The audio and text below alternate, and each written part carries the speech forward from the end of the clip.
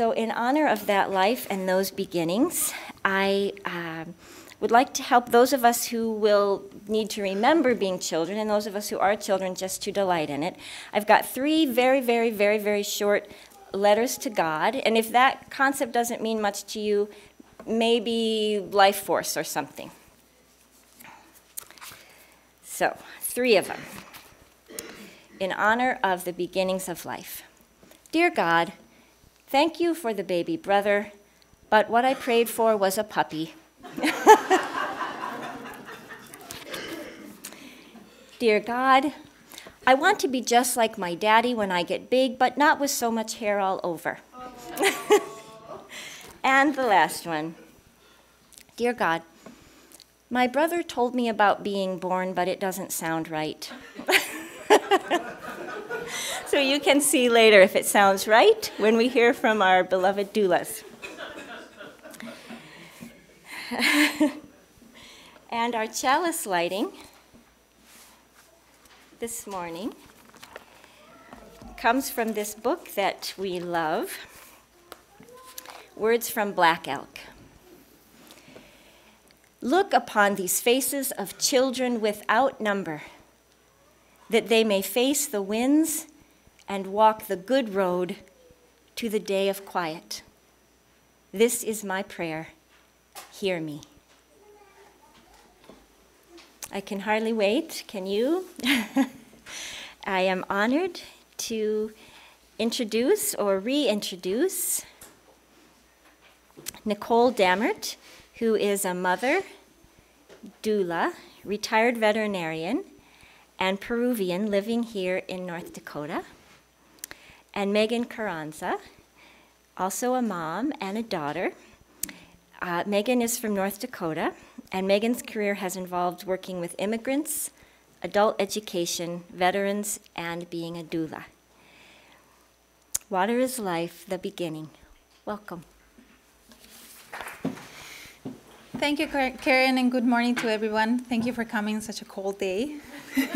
I'm so happy to be here and tell you about a little bit about what I do as a doula. So, when I get asked the question, what do you do other than being a mom? I know that's going to start a conversation. Because when you're a teacher, a nurse, or an accountant, it's very easy. But when you say, I'm a doula, then there's a lot of blank faces, like, I do what? The word doula is an ancient Greek word, meaning woman servant or caregiver, woman who serves. So, but more often we use it as an experienced professional who provides continuous physical, emotional, and informational support to the mother and partner during pregnancy, labor, childbirth, and a little after.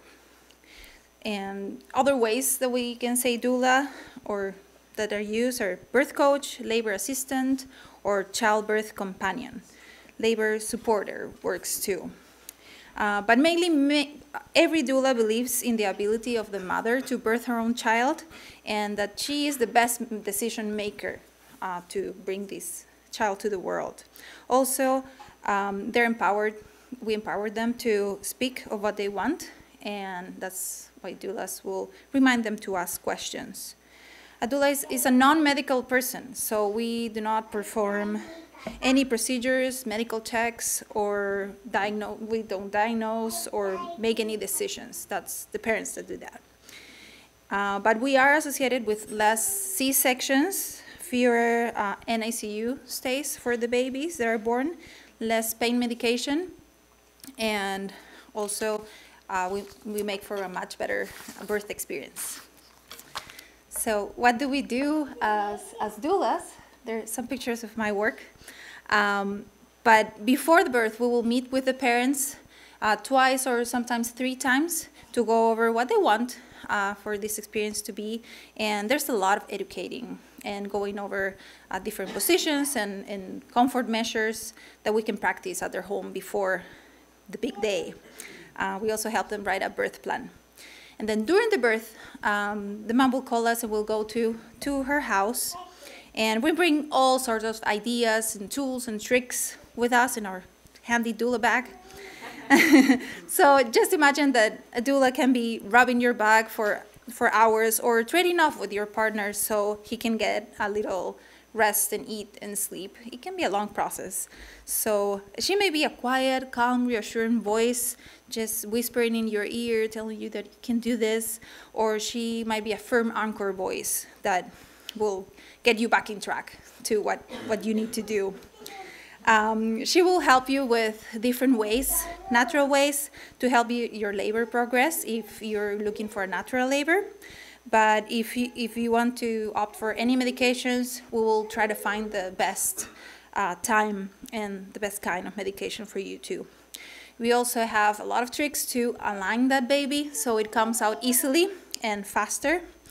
And so we'll help with that, and we also help you talk to the staff, the nurses and the doctors, in a way that they understand a little better.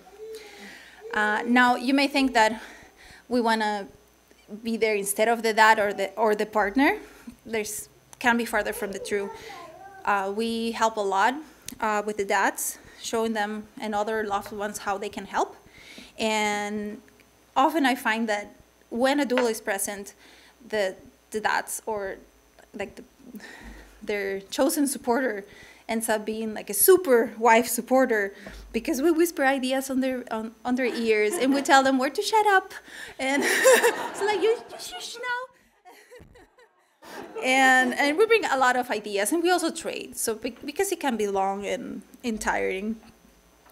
And for example, doula may be rubbing a back, and then they will ask the nurse for an exercise ball for mom to sit, and then leave her with the dad, and then after that I'll go and start a bath and talk to a nurse about something else. So everything around them is all figured out. They don't have to think about that. They just focus on the moment and what's best for mom. So with that, here's Megan that is going to talk a little bit more about the doulas in Bismarck and our community. Thanks, Nicole.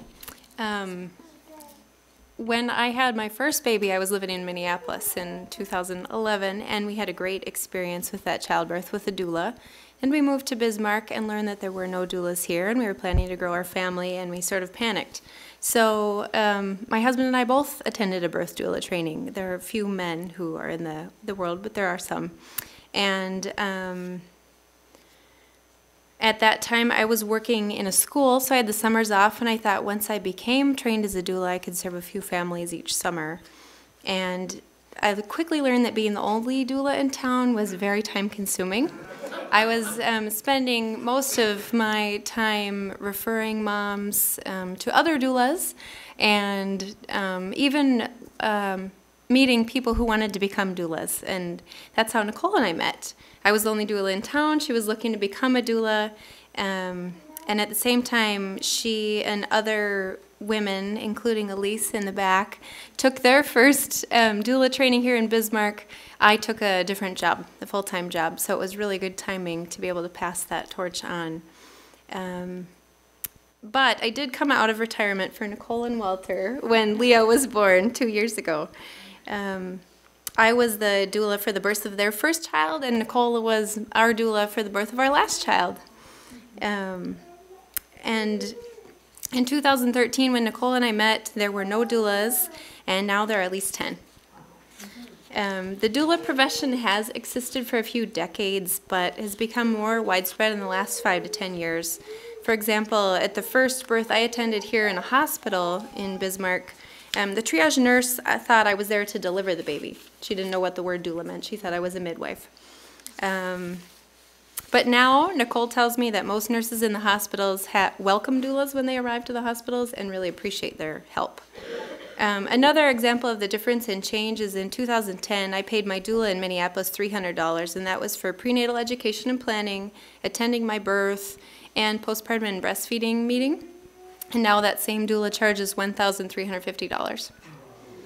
And I'm going to pass it back to Nicole to talk a little bit about her personal story. Okay, so now a little bit about me. I moved to Bismarck in 2012 because my husband got a job here. so we moved here. And in Peru, I went to veterinary school, so very different. But after working since 2006 here in the US, in different jobs here and there, I just really didn't want to be a vet anymore. So I started the search for what to do. I didn't know exactly what that meant. I wanted to be able to help people, but also find something that that would really bring me a lot of personal satisfaction. So my husband and I went to Seattle one day, and he introduced me to this lady that was his friend there, and she was a doula. So after hearing her story, I said, wow, this is really what I want to do. And that's how I started my training. I've always been absolutely amazed of how a woman can carry a baby for 9 months and create life, and then she actually needs to push that baby out. So that's a lot of work, and I wanted to be present for these women and try to make this the best birth experience that they can have. And now I can.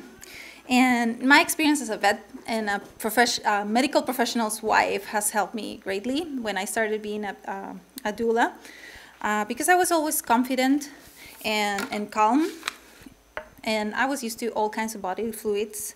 And also, I understand how doctors think and they want to be treated, and doctors and nurses. So we had a good relationship from the beginning. It also helped when our husband is a farmer. So we may joke here and there that he can bring this baby out just like he does with cows. And I promise this makes mom laugh. And it's not a bad thing. Yeah, it's very funny. It's just, she relaxes after laughing for a little bit. So far, I've been able to help 20 women and their partners through childbirth and labor. And with that, some short, like 3 hours, and some others have been, like my record, 38 hours. But if mom can do it, I can do it too. So I was there the whole time.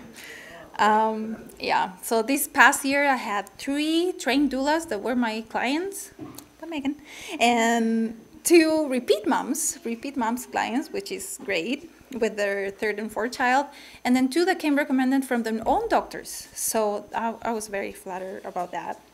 I've only had good experiences with the doctors and the nurses here at the hospitals. Also once with a midwife, but she's great anyway at home.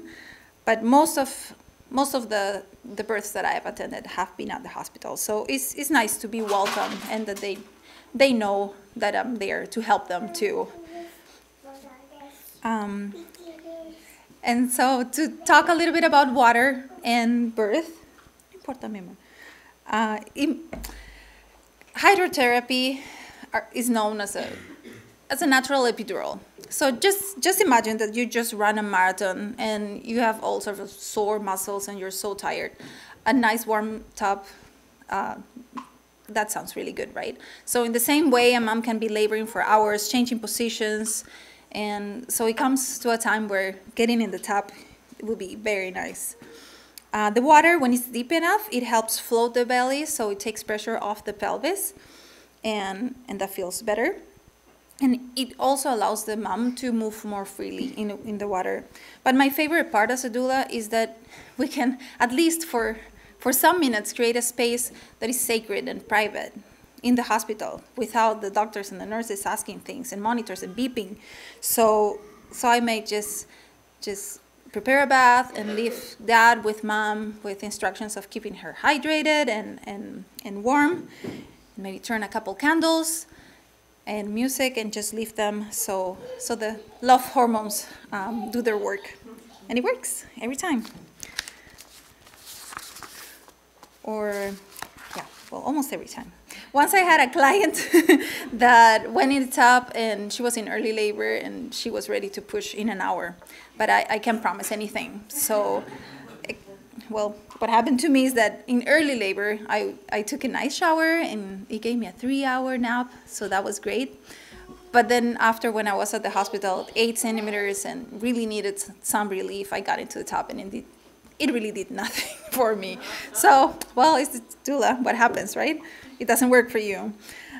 So with this new baby, I'll try to go in the tub earlier.